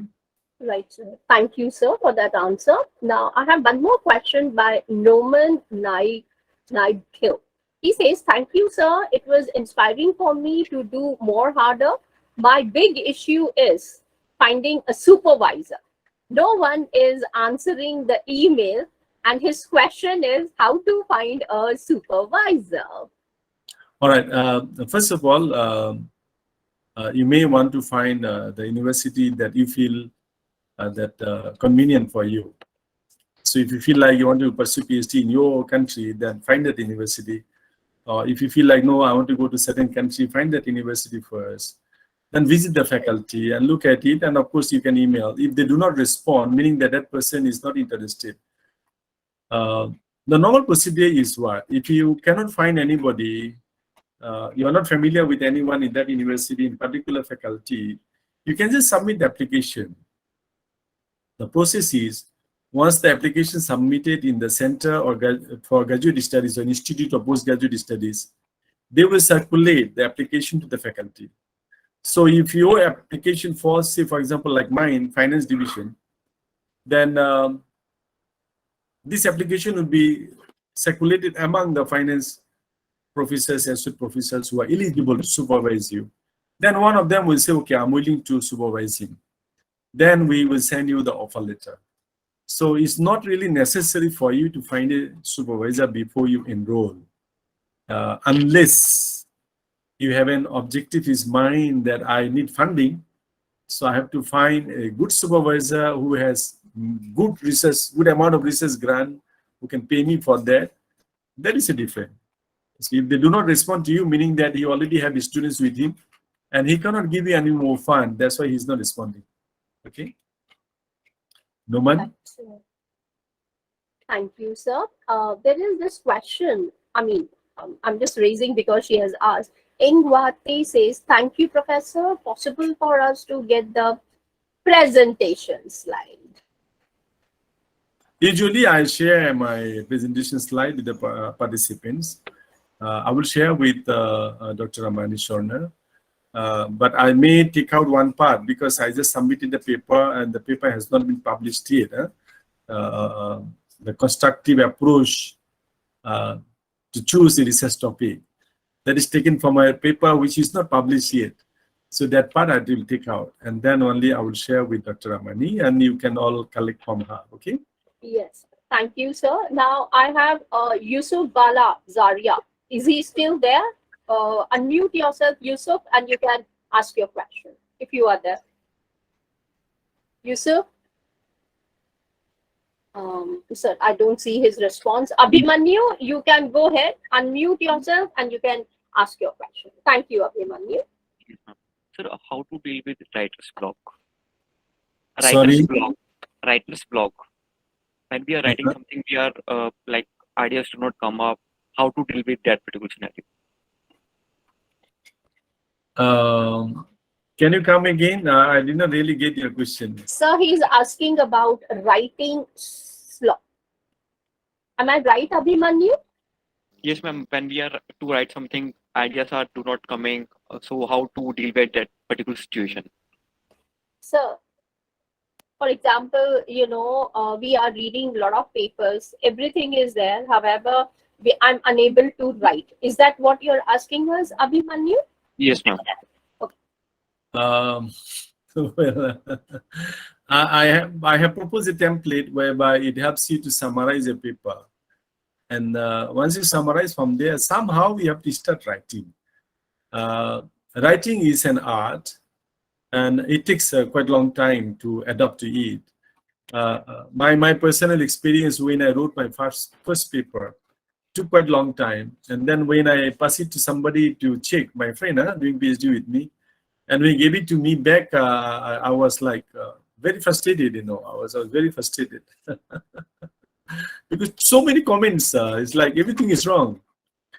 And then when I started submitting to journal, I was getting rejection from this journal, that journal, and all happened. So finally, after publishing 20, 30 papers, we know exactly what we're supposed to write. Even writing an abstract for a journal, it took me some time, 2, 3 years to master on it, how to write an abstract for a journal paper. So this all, everything, everything, it takes some time. If you're very good in playing football, Abhimanyu, if you're very good in playing football, did you start first day and you just become a very good player? No, right? You may not be able to shoot the ball correctly, and even after playing 3, 4 years, you should go somewhere. And finally, after a lot of practices, you become very proficient in it. So everything that you do in the world, there is an art in it, and you have to learn that. And you only learn through practice, right? As we say, practice makes a man perfect. So you have to start writing. Start writing, show it to your friend, your colleagues, your relatives. Tell them how can they help you, to improve, and they will guide you to how to improve all that. So start that way, sharing with people. Personally, myself, even until now, when I write a paper and will submit a journal, before that, I will share this paper with 2, 3 colleagues. Tell them, please go through, give me some feedback. Okay, so that's what you're supposed to do. Start writing, whatever it comes in mind, just write. Just start writing. And then pass it to somebody and I'll ask you to help. Supervisors will always do that, okay? Supervisors will help you to do that. Thank you, sir. Guys, yeah. Had one more, maybe it's a comment from his side, Professor. I think there are disadvantages of being supervised by senior professors with responsibilities. They are always engaged. So maybe that is your comment on that also, sir. Well, I will disagree. I will agree and disagree both. Not all senior professors will always be busy, but they love to supervise you. The senior professors, they are knowledgeable. They should be. They should be sharing their knowledge. They should be transferring their knowledge to you. So they should be always free for you. And what I would suggest you to do is find a professor who doesn't have an administrative role in his faculty. Then you will get him free. If you get a professor who has an administrative role in the faculty, like dean, deputy dean, chairman, or something like that, he may not have time for you. But people like me, who doesn't have any administrative role, I'm always available in the office. Anytime my student can see me, at any time. My doors are always open. So it is true for some cases, it may not be true for certain cases, okay? So it's up to you. I think there's one more question I see from Bashir Mikhail. Usman, he says, hello, professor, for qualitative or quantitative research. Can PLSM be used for both analysis? No. PLSM is for quantitative, definitely quantitative. If you're going for qualitative, the most two popular software now is NVivo and Atlas T. NVivo and Atlas T. These two are the most popular ones. If quantitative, then if you are doing panel data, it is Stata. But if you are going for some having framework and testing hypotheses with primary data and all that, definitely you can go for SPSS. For time series analysis, you go for SPSS. If you're testing hypotheses and all that, now we go for Smart PLS. Okay. Sir, Nuruddin Aizer is asking, I don't know, when will be the second presentation? Are you asking for another lecture from sir's side? Nuruddin, we will be working. If that is your question, I don't know. When will be the second presentation, please? That's what he has asked. Nuruddin, what is your question, Nuruddin? Yes, my question, sir, is from the which WhatsApp group. I see that there are two presentations for today. Okay, just give me a few seconds. Give me a few seconds. I give you the link for tonight's session. That is from my YouTube channel. Just give me a few seconds. I give you the link. You can attend the session. Would be Dr. Shona, would you allow me to do that, to share the link? Please, and I think we all should take the approval. If some of the participants from here are eager to join, can they join that presentation? It's open. It's open for everyone. Okay. And thank you, sir. I copy. Okay, copy the link. I go to session and the message. Paste. Okay, I am giving you the link. Tonight's session, actually, I'm doing a series of sessions on how to write PhD thesis. Oh, okay. So I have already done 3 sessions: how to write chapter 1, how to write chapter 2, and how to write chapter 3. I have done that already. Tonight, Malaysian time, 9:30. 9:30 p.m. would be Indian time, would be 7 p.m. I'm going to present my discussion on how to write chapter 4. Okay, so I'm going to have series of presentation through my YouTube channel. That's to basically help the PhD student. It looks like very popular. I see the first writing chapter 1, 2, 3, only 3 weeks. There are more than 2,000 viewers, you know. So it looks like students really need that kind of discussions. So tonight will be on chapter 4, the data analysis and findings, that chapter. So if you're interested, I've given you the link there. You can join me Indian time at 7 p.m. or Malaysian time would be 9:30 p.m. Sure, usually the session will be about 1.5 hours time. Okay, sir. Thank you, sir. Now, there is another question which has come from Vidya Sagar Kumar, sir. What are the links of social medias like YouTube channels? Vidya, sir, are you asking the link for sir's channel specifically, or is there something else that you are looking? Because we are not clear with your question. So can you just unmute yourself and tell us, or you can put your question correctly in the chat box. Sir, there is one more question from Zazan Ibrahim. How case control design be analyzed? Okay, just give me a second. What I do? Okay.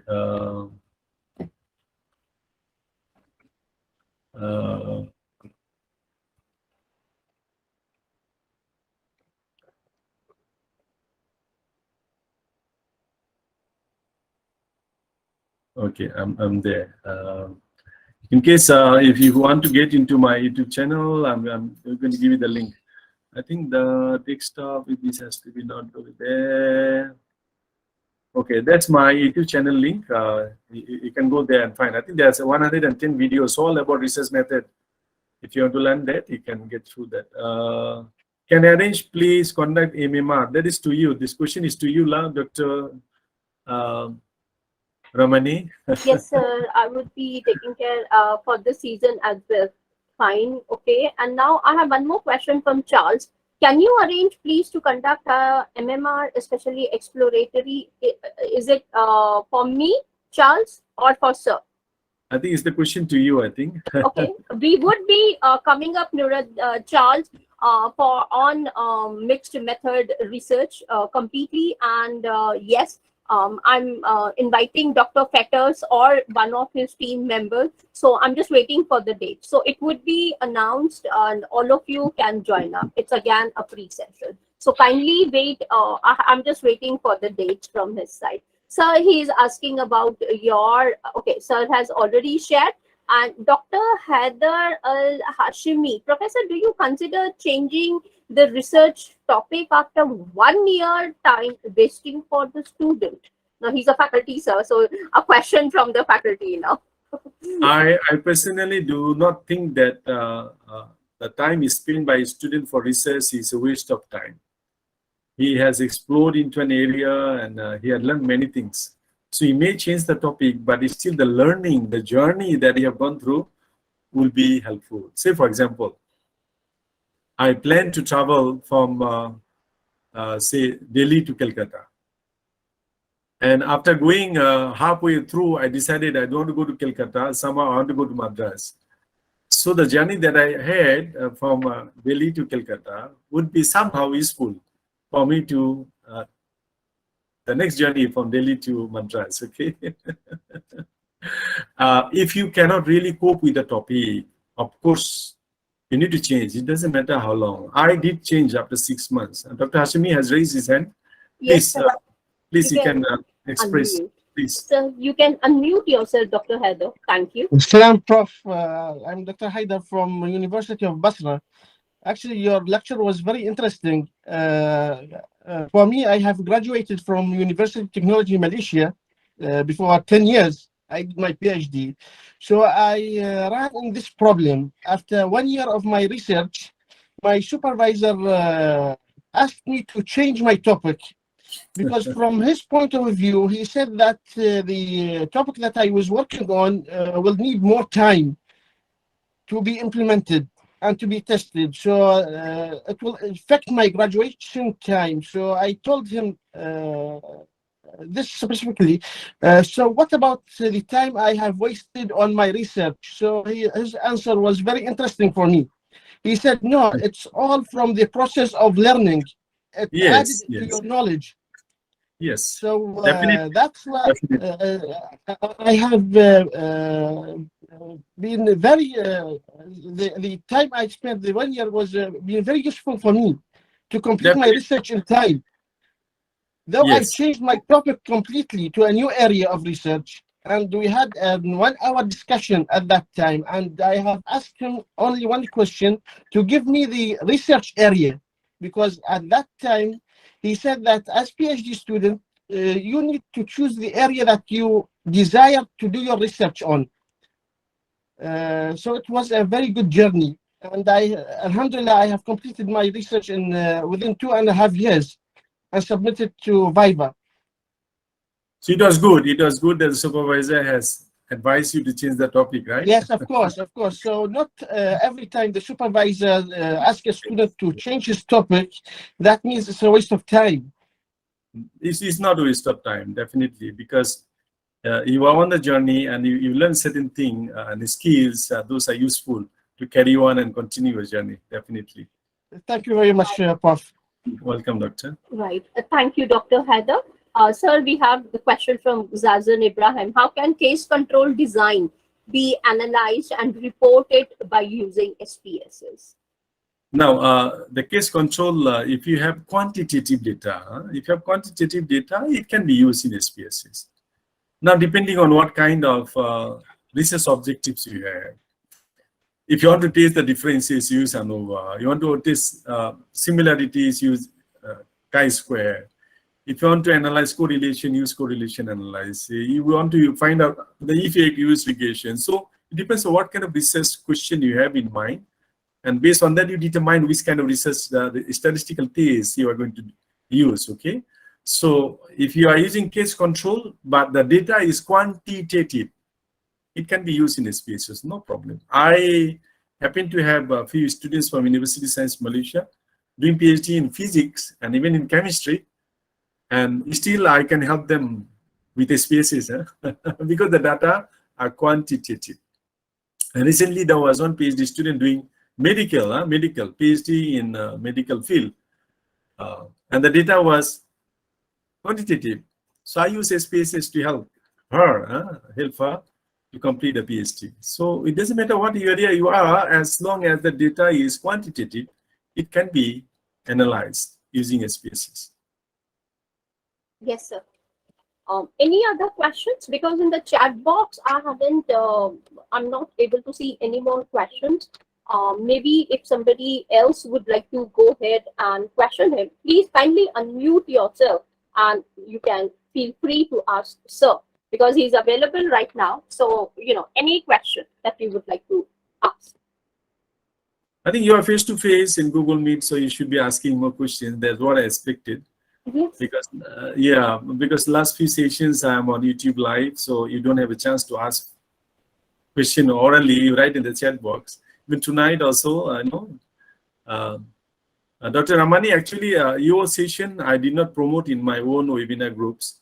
So you permitted, I thought you have your own network, so I did not. See, if I promoted, you may have got a few hundred there, But I thought since you have your own network, I didn't want to promote that. I didn't know. You should have told me that. Anyway, it's all right. I had, quite a lot of groups, and maybe due to the time, because from Mexico, they sent me a message that saying that if we have to attend this particular session, it would be around 2:30 to 3 o'clock in the morning. So they said, can we, if you don't mind, can you please give us the video recording, and we would love to go ahead and see. Otherwise, they were apologizing it that, it becomes very difficult. Yes, that's the reason. Most of my sessions I do Malaysian time 9:30 would be like 7 p.m. and Indian time. Oh. So 7 p.m. Indian time would be in the US would be like 9 a.m. That's right. Because I do always get some participants from US. Even I do get participants from Germany, Spain, Italy. So I have to take care of that. So my sessions would be always at night in Malaysia, even though it'd be taxing for me, but I said okay, I accommodate myself with that. So I would be inviting you once again for another topic after maybe a couple of weeks like that, and maybe we can arrange it at that time as suggested from your side, so that we can have more participants also. Now, Vidyasagar, Dr. Heather is saying right now it is 2 a.m. Thank you, Dr. Heather, being with us. We really appreciated that also. And Vidyasagar is asking us one more question, sir, quickly. Can we use systematic literature review as research design for dissertation? Research design and systematic literature review are two totally different things, right? When talk about research design, we have about 5 types of research design. Descriptive, exploratory, explanatory, and all those, right? Those definitely you do not need systematic literature review to decide on that, okay? We look at the research problem that is identified and defined, the nature of the problem, and then we look at the previous researches, what kind of, method. And actually in the research methodology, is a flow. If you listen to my presentation of how to write chapter 3, you will understand the flow. We start with philosophical foundation of research. This is, positivism, pragmatism, relativism, we come from there. Then we go to research approach, deductive or inductive. Then we come down to research method, qualitative or quantitative. Then we come down to research design. So there is a flow for it. There's a flow for it, okay? You have to follow that flow in order to decide what kind of research design you would like to have. The systematic literature review will help you to select the right kind of literature that should be included in your literature review, and then extract the right kind of variable and theories that will be essential for you. Okay. Yes, Abhimanyu, you can unmute yourself and you can ask, sir. Sir, I have a query on the nature of the variables and the quantum of the variables to be used in a study. Like as you have pointed out, when we are doing a review of literature, we are getting some variables from there, and from the last section of the research papers, like suggestion mode, we could also have some variables from that also. So by this phenomena, we would be having some variables which are very much grounded in the literature. We can always quote them in detail. On the other hand, we have some variables which are suggested, like future course of action could be taken. How to take this both set of variables in a study? Because on one hand, we have solid literature, second hand, nothing new. And what would be the right mixture? What would be the right quantum of the variables to be used over here? Well, when you read about, I would say for PhD student, you have to read 40 key papers from heart. You know everything of those 40 key papers. Okay, so when you read 40 papers and you summarize the variables, you may boil it down to say 20 independent variables, 5-6 theories. In a research, you will take only about 5 factors, you see. So look at your problem and look at the context, the research premise. If you are doing research from India or Nigeria, say for example, or from Malaysia, that is your research premise. So connect your problem with the premise and see which theory is more applicable to solve this phenomenon that you have. So say for example, you choose one theory and then you got 4 variables. But you find a lot of studies done on it, there's nothing new can be shown. Then you decided to take another theory. You combine 2 theories, integrate 2 theories. You take 2 variables from one theory, 2 variables from another theory. So integrate. So you're proposing a new framework. But still a lot of studies being done. So what can you do? So you take one variable from literature, suggestion for future research, put that in the framework, and that's supposed to be completely new, is going to be your contribution. So you are going to propose a new framework in that kind of research, and you are introducing a new variable, and at the end, if you find it is significant, that is your contribution. That gives you the PhD. Did I answer your question? Yes, sir. I have one follow-up question as well. Many times when we are publishing it, the research paper, so it is seek by the reviewers to have a theoretical framework for your research. And when we are as a beginners in research, research scholars, so we are just taking the variables, not having a very solid theoretical framework to go about the things. We collect the data, we analyze it. Thereafter, when we write the paper, now it is to be reverse engineer. How to go about that particular phenomenon? Like getting a theory after writing a paper, or putting it into a particular design. No, of course, when you are doing a PhD study, I always emphasize on 2 things. One is your philosophical foundation. And in that case, you have to have good understanding of ontology and epistemology. PhD is doctor of philosophy. You don't call it doctor of marketing or doctor of chemistry. We don't. Doctor of philosophy. So there should be philosophical background. To understand it, you have to have understanding on ontology and epistemology. That one you have to understand. It's a must. To me, it's a must. And then after that, theoretical underpinning, theoretical support. So any variable you take, there should be some theory. The framework you design, there should be a theoretical underpinning. So you may have one underpinning theory. It could be enough sometimes. Sometimes could be one underpinning theory as one supporting theory, or even could be one underpinning theory, 2, 3 supporting theory. That's how you come into. But when you finish your study or to publish paper, it all up to you. You have to learn to multiply, from one research. You should have minimum 4 to 5 papers, and that one you have to learn how to do that. Okay. Did I answer your question? I'm not very sure. Yes, sir. I got insights from this particular argument, how we can go about the things. So yes, thank you. All right. Okay. I think there is one Bashir is saying, I think we equally advise our university to provide a crying room. And so even Zazen has a question: how abstract is written? Tonight I'm going to have a session on how to write chapter 4, and the next week I will have a session on how to write chapter 5. But after writing chapter 5, the session at the end, I will teach you how to write an abstract. In my YouTube channel also, you can see there are 2 specific webinar videos available, very exhaustive one. One is writing and publishing paper in index journal. Other one is writing paper for high impact journal. These 2 are webinars that I have given talk, one in UTM, University of Technology Malaysia, one I have given in Indonesia. These webinar videos are available, and I have extensive discussion on how to write an abstract. Okay. So you have to listen to the videos to understand it. Right, sir. And these are available on your channel, right, sir? Yes, he is available. And also, if Dr. Ramani allows me, this video would be also available in my YouTube channel. Of course, yes, sir. They have requested me that for every master class, I should upload them in my channel. I'll be sharing the link. You can upload it even in your channel also, sir. All There's no problem. We can have it in both the sites also. So I Sure. think, I think that's the end, and I don't see any other questions.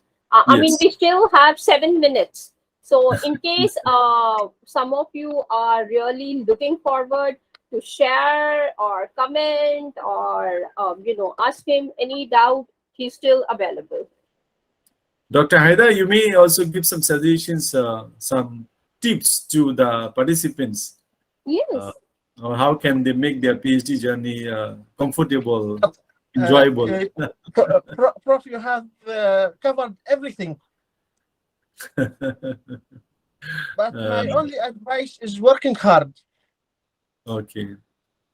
I have said that, right? My first slide Yes, is you have covered everything. my first slide. I say is all about hard work and confidence. I studied How to with work them. on confidence and how to manage the time. Time management is very important during PhD. Yes. Time management. Dr. Ramani also was talking about it. Time is very precious. Every second is important, especially when you are doing PhD. Every second, every minute is important, and keeping you mentally and healthy fit. This is the main important thing. The mental health is very important during the PhD journey. Yes, that's why I will. You know what happened when I got into my physically, when I become unfit when I was doing my PhD. I was hospitalized. I was diagnosed with Helicobacter pylori. There was a bacterial infection in my stomach. It's because I was under stress and I was skipping meals. I was not taking meal on time, and that affected my stomach. And I suffered. I suffered a lot. Then I went to when I was not recovering, fully. So I went to Singapore for a checkup. The Singaporean doctor, he told me, yes, Dr. Haidar. During my study time, one of the professors that took the research methodologies advised the students at that time that when the student feels in a stress, he should take a time break. Yes. So that's what I was trying to say. Yes, you mentioned that before. A time break, the student should go out and take a notebook with him. Yeah.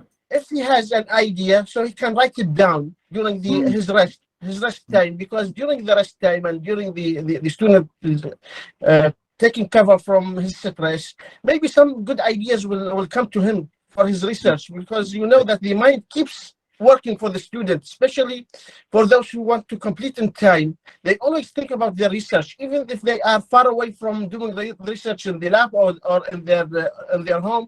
They keep thinking, unintentionally, of course, because that's how the mind works. If someone has a problem and needs to be solving, he keeps thinking of it. So it's a good habit if someone has a notebook with him during his rest time. If he has any idea, he can write it down, because it may be forgotten during the time he needs to return and go back to his research. Yes. So what I was trying to say that, I went to Singapore to meet a specialist. When I met the doctor says, no, I am not going to do anything, not going to give you any medicine. He gave me 5 advice. Could be helpful for you. Number 1, he said, make sure you find time to do meditation. It's very popular in India. India, the culture is very strong on it, meditation. What do you call it? Yoga, right, Dr. Ramani? Yes, yoga is there. Then we have Reiki is there. Okay. I would say Buddhist meditation is also there. Sir. Meditation. He told me that before you go to bed, or after you wake up, you find a time. For Muslim, after Fajr prayer or after Isha prayer, you can do that. Say about 10-15 minutes, you close your eyes, find a place, you are there, you close your eyes and go out on the world. Okay? So leave everything. So the stress will go out. That's how meditation. That's the first. Second, he said that you must exercise at least 30 minutes per day. 30 minutes minimum. So in the evening, you go out, you would go for jogging, for running, for any game. So in the morning, after waking up, you go for jogging, running. That is a must. That's what he told me. Number one is meditation. Number two, exercise. Number three, never skip any meals. And take meal on time. Do not eat when you are hungry. Eat before you become hungry. Before you eat, you should be eating at time. He's told me, you know, eat, if you eat, take breakfast at 8 o'clock, make sure every day 8 o'clock. That's what he told me.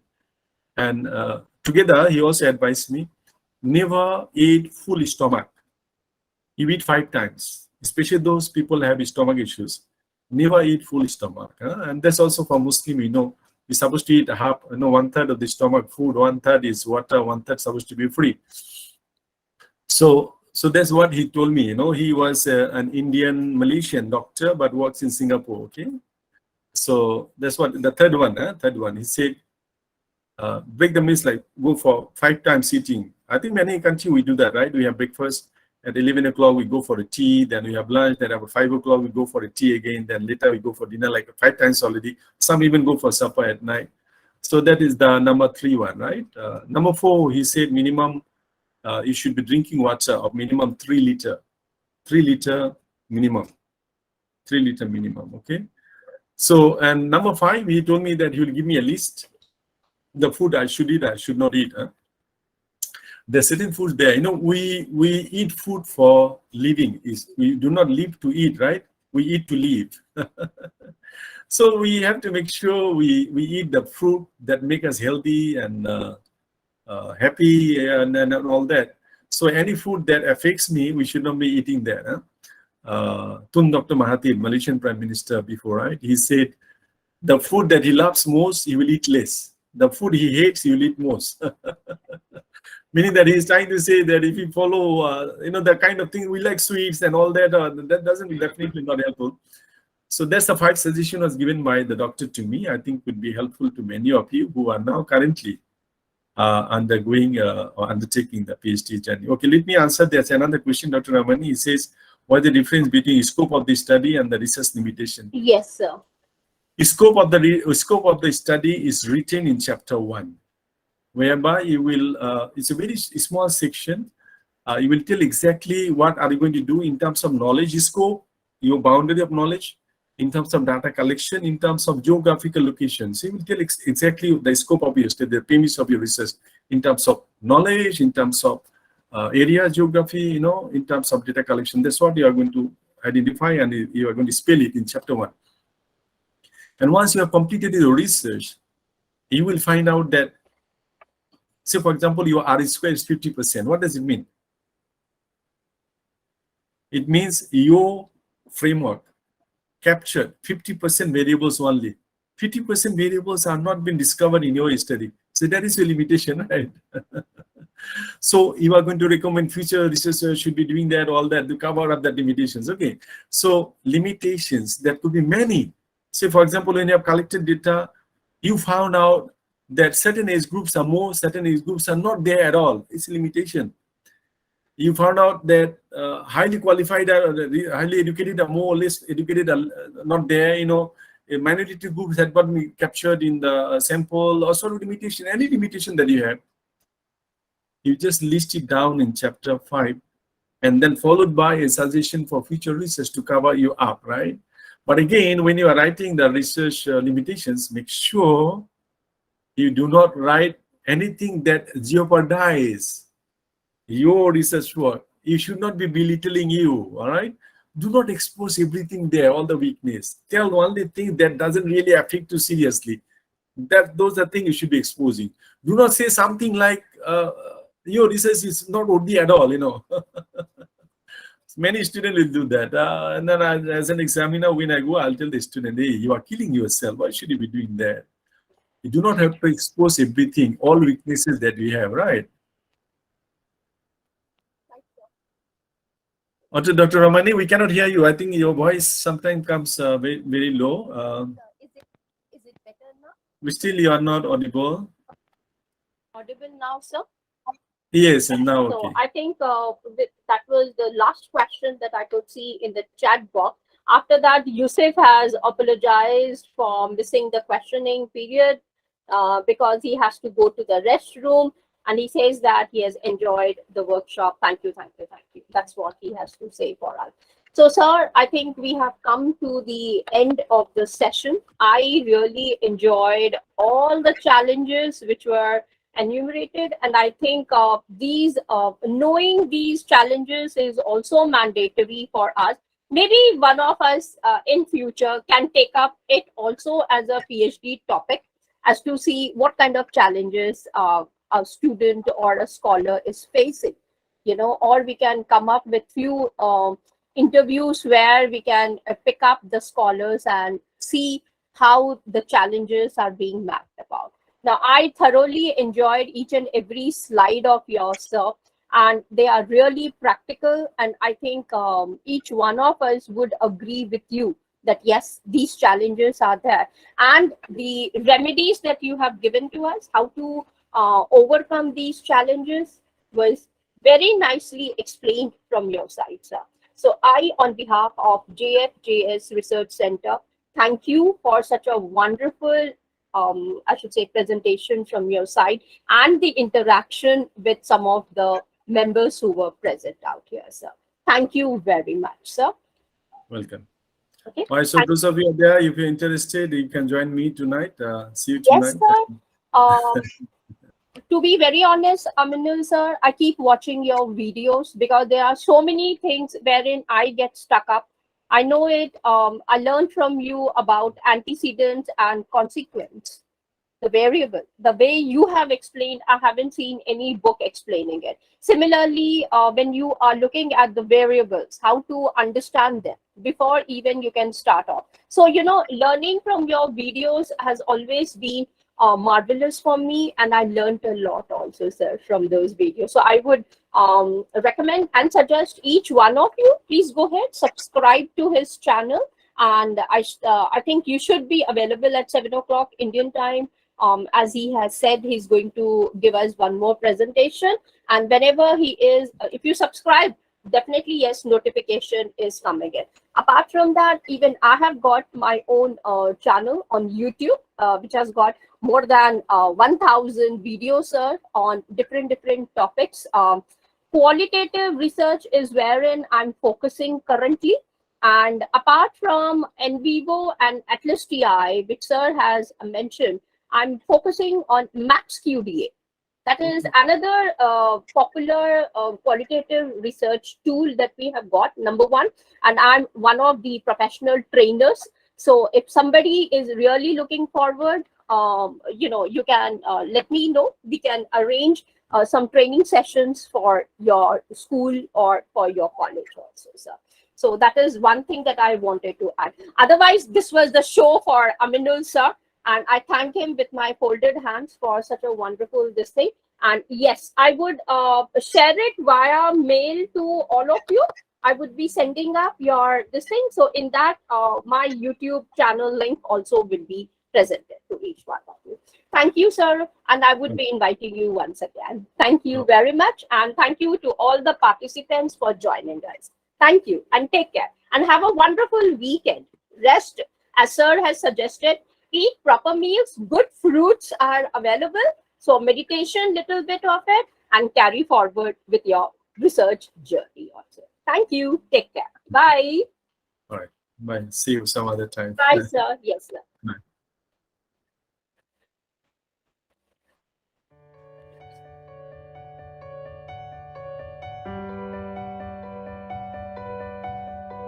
Bye.